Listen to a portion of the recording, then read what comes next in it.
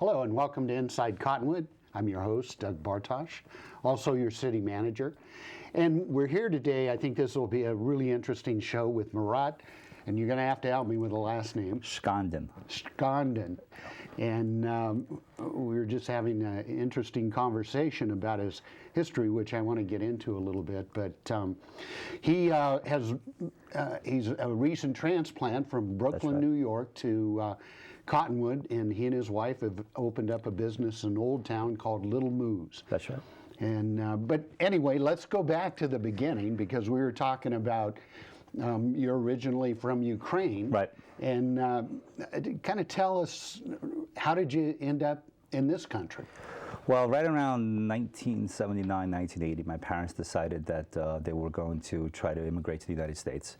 And back then, the process was a lot more complicated than it is now. You had to go through a number of steps.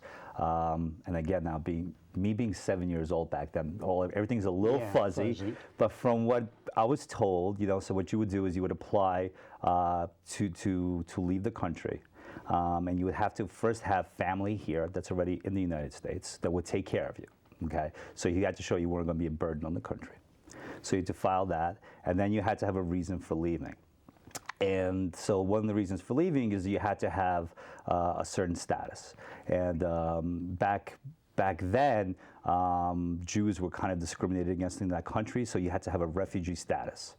My mother's Jewish. My father's Christian Orthodox. So my father had to pretend to be Jewish to be able to leave the country. And one of the reasons why I decided to do that was because, you hear all the stories about the KGB and the communist country and everything that it was. But when you experience some of it, it really scares you enough where you kind of have to look around and see, like, if this is the best thing for me. And for my parents, of course, they were thinking about me as well, not just them as a couple, and they decided that trying to immigrate to the United States, like so many people have done, is going to be the best thing for them. And Ukraine was part of the Soviet Union. That's right. Yeah, Ukraine was a giant part of the Soviet Union back then because it's connected to the waterways. Russia doesn't really have a natural connection to the waterways. That's why there's everything that's going on now. Right. Is because all about the ports and the docks, and Russia and the Ukraine were very close. I mean, so the Soviet Union had republics, and the republic is kind of like the states. They didn't have really independent rights, though, like we have here. It's just like you're a republic. So when they became part of the Soviet Union, for you to keep your kind of nationality, they made it a republic. But everything reported to Moscow. So that's very interesting. So do you speak? I speak Russian. Russian. I speak okay. So if you ask a Russian if I speak Russian, they're going to say no. Okay. But I finished the first grade there, so I do speak it, and people speak it to me slowly. I'm able to understand. They're able to understand me. But when people start speeding up, like when they think, oh, you're a natural speaker, and I'm a native speaker, and I'm like, I lose them halfway through. And when you lived in the Soviet Union, even though every republic had its own language, like Ukraine had Ukrainian, you couldn't speak that. They could only teach English in the schools. English. They could only teach Russian in the schools. Yeah, that's interesting. It's very, and it's fascinating because obviously, you went from Ukraine to I assume somewhere on the East Coast. Was it New York? Yeah, so we immigrated right into Brooklyn, New York, which had and still has a pretty giant Eastern European, Russian population. And again, that's where our relatives were and our friends were. So when we got here to the country, my parents, we lived with our friends. You weren't given anything. You had to kind of apply. You have to give them your skill set, and you had to apply for a job. And the job you would hope. My mom was a pharmacist, and my dad was a carpenter, and they were both just put in like factory workers because that's what was available back then. Yeah. So, and they worked in the factory, and for a little while, and then they ended up opening up their own business, which kind of, I guess, got inherited in my blood because here I am, right? Yeah, right. So what kind of business did they open up back then? So a member of the family owned a little luncheonette but it was in the Sunset Park in Brooklyn. We had there's a lot of factories there that used to make different types of candies, and Topps baseball cards used to be. It was Bush. It's called Bush Terminals, and Mike and Ike candies were there. So there was a lot of people working there, and they had like a little corner shop. It's like a candy store with a grill, which you could make like grilled cheese or burgers on, and in Brooklyn we call it luncheonette. Make some egg creams, like if anybody from the East Coast would know what those are. It's a mystery to me. You know, it's like a seltzer with an egg inside, and it sounds disgusting, but it tastes pretty good. I don't know how to make it. Don't come to Little Moose. I don't know how to make it. You don't have this, okay. Yeah. So they ended up, the family member ended up getting ill with cancer, and they were looking to move the business. So my parents borrowed money from all of their friends and bought this little business, and they worked there for many years. So I assume you went to school, college back? Yeah, so I went to public school in Brooklyn, and then I went to Bishop Ford High School, which is a Catholic school, and it was a great school. You know, I enjoyed it a lot, and then I had a little break in my Brooklyn life. My parents, they worked probably over a decade in this luncheonette. You know, they would have to open at 6 o'clock in the morning, so we used to have to wake up at like 4:30. It was very stressful, so they decided to move upstate, and we moved up way up north in a little town called Bombay, New York. When my dad said we were moving to Bombay and I was like 16, I thought we were moving to India, you know, because we already made the jump across the ocean once, you know, because who knew there was one in New York. And they bought a little bed and breakfast, and we lived up there for a couple of years, and I went to school up there. And then I came back to New York, and I majored in radio and television broadcasting, and kind of did that for about a year and a half. And then I realized there was, you know, I had the face for radio, you know, and radio didn't pay, so I ended up doing something else for a living. So you were saying that you and your wife were both involved in the travel. Tourism. We're both in the travel industry. I started as a travel agent in the mid-90s, and I worked for on the East Coast. It's a fairly large company. It was called Liberty Travel, and we had a wholesale site called Go Worldwide Vacations. They're both still around. I worked there for almost 15 years, and then actually my wife worked there as well.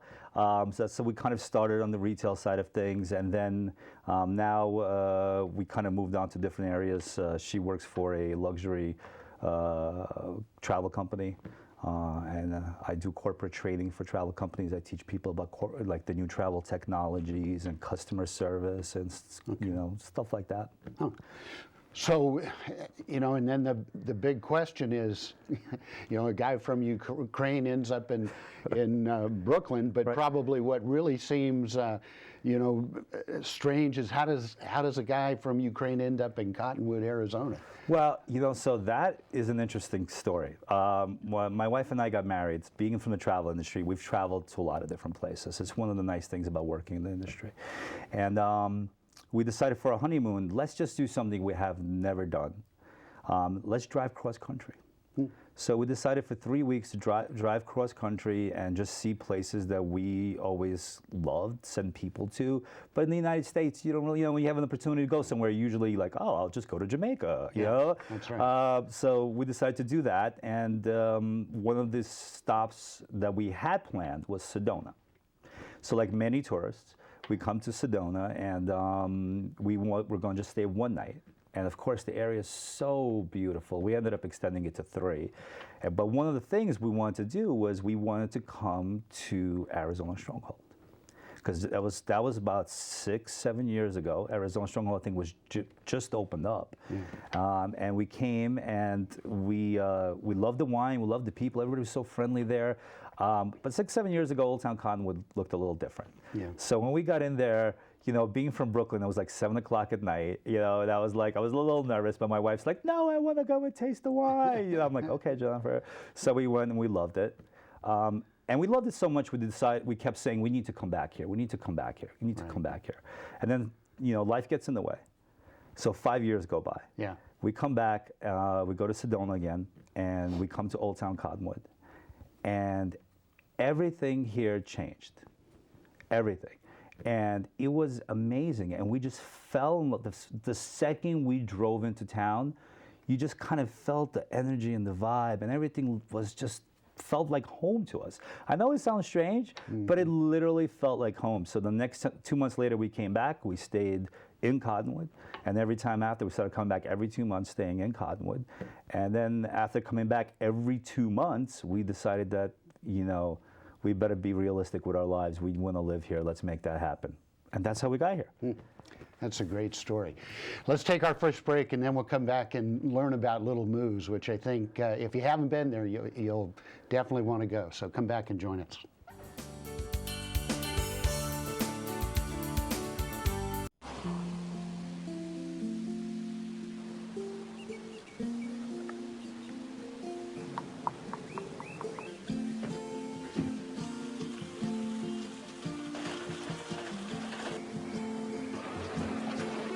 Dad's home!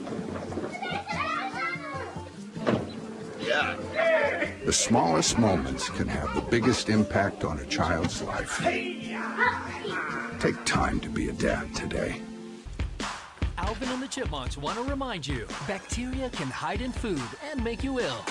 Wow! But you can keep bacteria from ruining your day with 4 simple steps. Clean, I'm waiting for the rinse cycle. separate, cook, Fire in the hole! and chill. We chipmunks are notoriously tidy. Check your steps. The road trip to food safety starts at foodsafety.gov.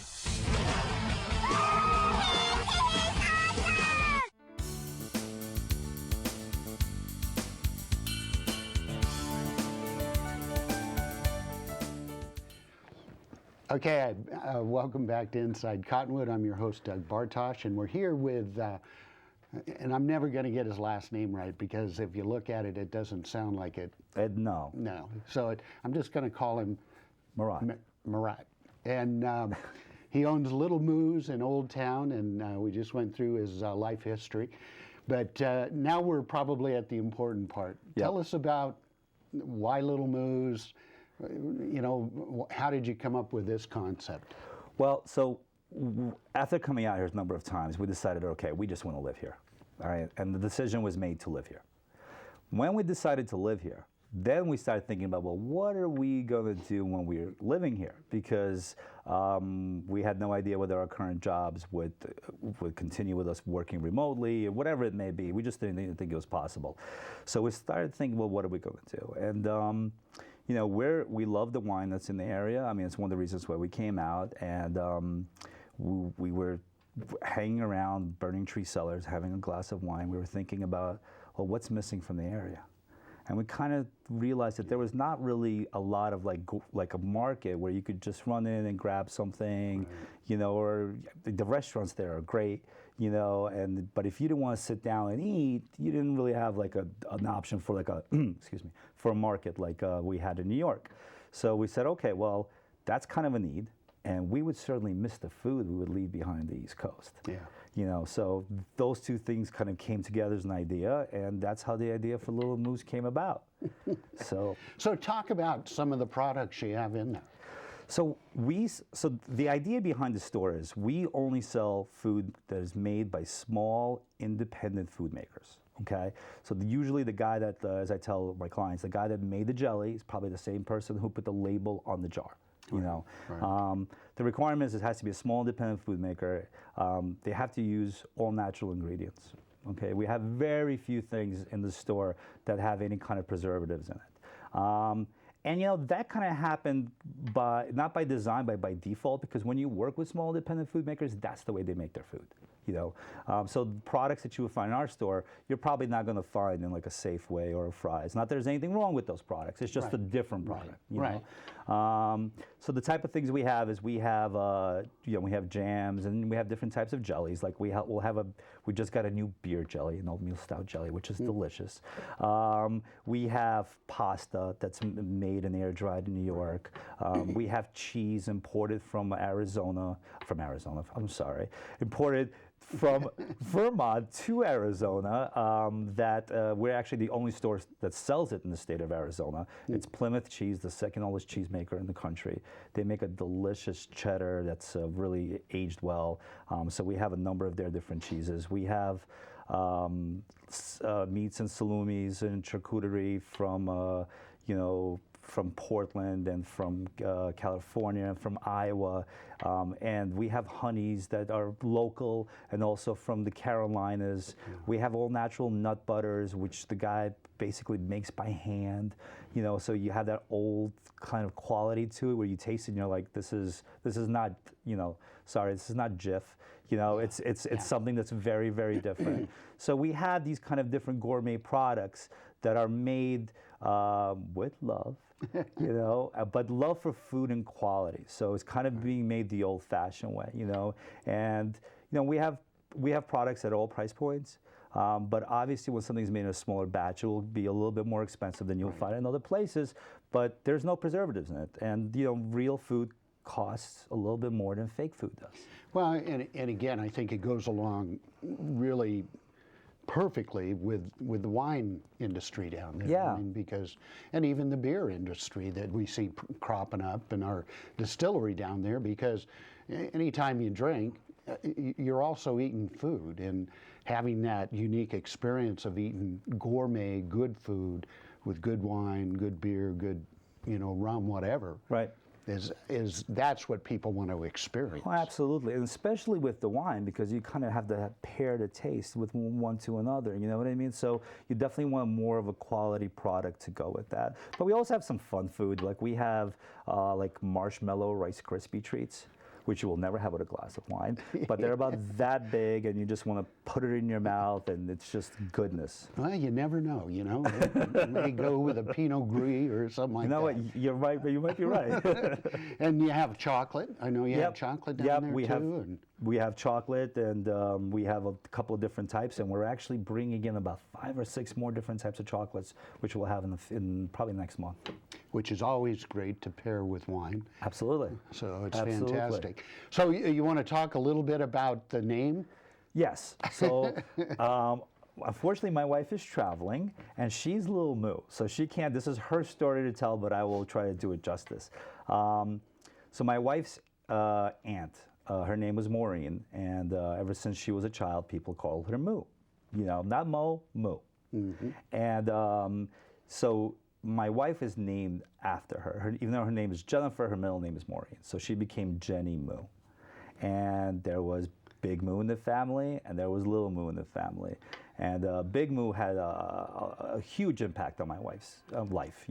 Really helped her and guided her and gave her lots of advice. And unfortunately, we lost her about 2 years ago. So we wanted to really kind of pay homage to her and kind of always remember her. Yeah. So that's why we went with Little Moose. Oh, that's cute. Yeah, and I think that's, because I've obviously been in your shop, and I think that's one of the things that makes it, for any store, particularly in a tourist destination like this, is you and your wife are so gracious and outgoing and fun to talk to. I'm sure you must have met some great people coming through town, which has got to be great. But I think that's what makes the shop special as well. Well, thank you. Yeah, it's a different feel and it's a different vibe. We never ran the business in New York, even though I worked in my parents' place. So there, people come in, that you're in and out, you're in and out. You don't say anything. You just you grunt and you leave. Yeah. But in our shop, we have a lot of interaction with people. We talk to everyone. Everybody has great stories, and I have to say the entire community has been so welcome to us. It's been great. Yeah. Everybody has been so positive. It's been giving us great advice. And you just want to sit around and just talk to people. You're like, oh, you're buying that, right? But let's chat. So we do a lot of that. Well, and I always like to say that in Cottonwood, no one's a stranger. Yes. Is that when I first came here 11 years ago, I mean, that's what attracted me here, was that people just seem so nice and, willing to spend time with you. Kids were polite. I mean, it's really, really a great environment. And I think that's what really we fell in love with when we were here, because that's that kind of vibe that you feel. It's just like, it's, first of all, I mean, it's visually stunning. It's beautiful, you know, and the green and the mountains and everything, it's amazing. And then you have people who are nice, who will have a conversation with you, look you in the eye. Yeah. I mean, for us from the East Coast, that's very different. And we fell in love with that. And that is something that, you know, you get in Cottonwood, that even in some areas, like when you go to Sedona now, and I love Sedona, it's beautiful, but because they're so busy, you don't really have that much anymore, but you have in Cottonwood. Yeah. You yeah, know? That's true. So what do you miss from New York? Because I hear that from New Yorkers all the time. Oh, God, I miss this from New York. I miss that from New York. I honestly, outside of my mom still in New York, we have some family still there. Yeah. I don't miss anything else. Yeah. Jen and I wake up every morning and we think to ourselves, we're very lucky to be here. We think we live in the most beautiful place on earth, and we wake up just like, we look at each other and we go, can you believe we live here? And we're like, no, this is pretty amazing. And so outside of that, not a lot. Maybe Chinese food, to be able to order Chinese food at like 11:30 at night and have it delivered to the front door. That's about it. Outside of that, I don't miss anything. Okay, the heat. Yeah, all right, so yesterday I had my first triple-digit day in Cottonwood. I've had some when I was down in Phoenix. You know, I have to tell you, 85 degrees in New York with 100% humidity is so, you can't get away from it. Here, it's 100, but you're in the shade and you're okay. Yeah, you know, and I mean, that's the big joke, obviously, and when people talk about the heat in Arizona, it's, you know, but it's a dry heat. Yeah. But it really does make a big, big difference. It does, because there's such a thing as shade. Yeah, exactly, exactly. Let's go ahead and take our next break, and then we'll come back, and we're going to talk a little bit about the Old Town Association, because they're going through some transition and some new leadership, and I think they've got a bright future ahead of them. Come back and join us.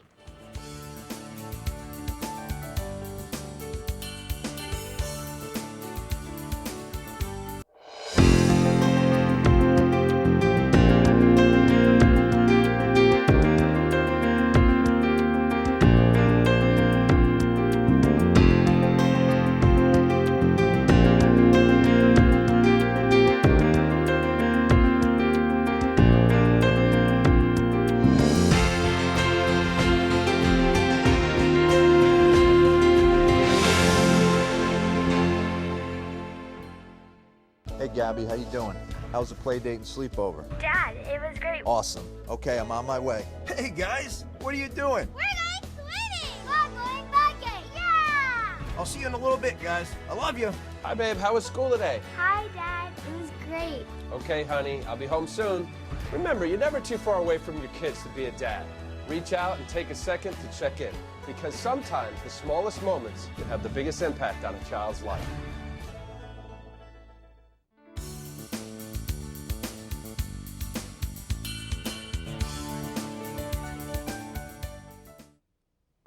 Welcome back to Inside Cottonwood. I'm your host, Doug Bartosh, and we're here today with the owner of Little Moose in Old Town, Marat. That's right. You got it. I got it. Got it. Because I think I was saying Merritt before. Which happens a lot. Yes, Yeah, Marat's the way to go. And talked about Little Moose, talked about some of your history, and you're now a member of the Old Town Association board. I am. I am the vice president on the board. Voted in by accident, as I say. You know, we had when we first opened the store, literally like a week or maybe a week after, there was a session of the OTA, and we wanted to join the OTA right away. As a matter of fact, the OTA was one of the ways that we found Old Town Cottonwood, was the second time around, not the first time around because of Stronghold, but the second time around we wanted to kind of find it and see if we should go back, and through the website is how we kind of found it. So we were going to join it. That was like on our business plan to do right away, and we did. And they had a session to kind of vote in the new board, and we showed up, and they were first, going through a transition, like you said, and they were going to vote in new members, Right. and they voted for the president, and then they were looking for the vice president, and because of the amount of responsibility, you know, and also some things that transpired in the OTA before, you know, just like loads of responsibility. Not a lot of people want to step up at that moment, you know.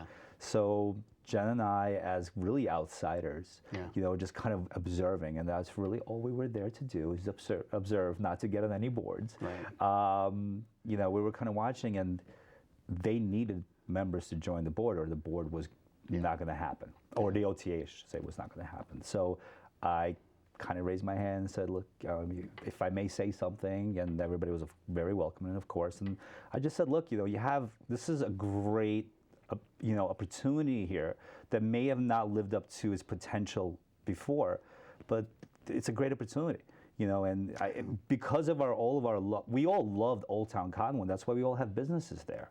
You know, so, you know, let's all put away whatever was there before and move forward, and, you know, kind of do the best that we can for Old Town. And having said that, everybody turned around and just said vice president. And that's how I got it. I didn't even put my name in, but, you know, why not? You know, so now is it a shared responsibility? I mean, does the board get 2 for 1, both you and no, and Jennifer's Jen? actually also one of the directors. Oh, is because she they voted her on as well. So there's 2 little moos. There's little moos and little moo's husband now on the OTA board. So, and obviously, both you and your wife bring probably a very good perspective because of your you know, involvement in the travel business, and obviously that's what we rely upon, and probably our biggest market is Phoenix.